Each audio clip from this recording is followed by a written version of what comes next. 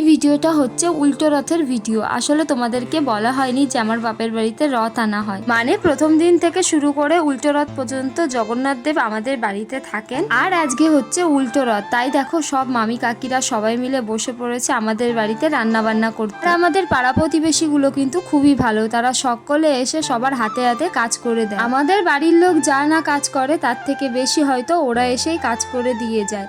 যে কটা দিন রথ থাকে সব কটা দিনই ওরা এসে পুজো দেওয়া থেকে শুরু করে ভোগ সাজানো সবটাই করে। দেখো বিকেল হতে না হতে কীর্তনের দলে সব লোকেরা চলে এসেছে, তাই মাসি ওদেরকে তিলক চন্দন দিচ্ছে। আর আমি এখানে একটুখানি রেডি হচ্ছিলাম, কারণ আমি একটু গোপী ড্রেস পরবো। আর আমার এইটা বিয়ের পরে প্রথম কিনেছিলাম, আর এই একটাই গোপী ড্রেস আছে আমার। আর এইটা আমি বিয়ের পরপরই মায়াপুর যাওয়ার জন্য কিনেছিলাম। দেখো আমি মাথায় জুঁই ফুলের মালাটালা নিয়ে একদম রেডি হয়ে নিয়েছি। আর এখন হচ্ছে ভোগের খিচুড়ি আর পায়েস দেওয়া হচ্ছে সবাইকে।